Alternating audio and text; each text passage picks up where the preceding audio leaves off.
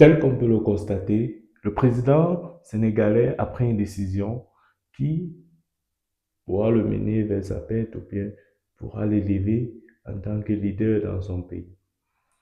La vérité, elle est ceci. Il est clair que dans le Sahel, on vit une situation véritablement complexe, difficile. Et si les pays qui sont autour de ces pays qui sont touchés par le terrorisme n'interviennent pas, l'on ne saurait dire si demain eux-mêmes ne seront pas touchés par le terrorisme. La vérité, elle est simple. Est-ce que les pays qui sont entre guillemets stables actuellement, de 2 à 3 à 4 ans, est-ce qu'ils le seront encore? La vérité est que, de par le passé, c'était le Mali qui était touché. Mais aujourd'hui, on s'en rend compte que la crise s'est déplacée dans le Burkina, le Niger et qui sait, le Bénin aussi est menacé d'être attaqué par les terroristes. La question est de savoir, mais est-ce que le Sénégal sera en reste?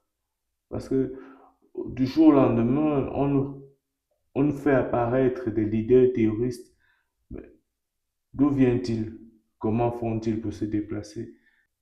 Ces interrogations sont légitimes au vu de la situation qui se déroule dans le Sahel.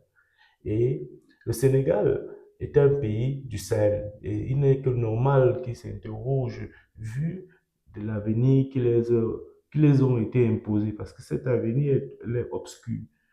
Et on ne peut rester et s'apitoyer sur son sort. Il n'est que logique que le Sénégal fasse ce genre de sortie parce que eux-mêmes, ils le savent très bien, amis aujourd'hui, ennemis demain.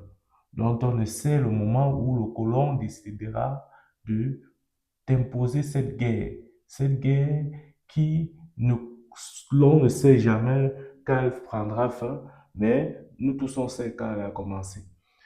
Donc, on ne peut que féliciter le président sénégalais de mettre une main à la pâte à cette guerre qui nous a été imposée.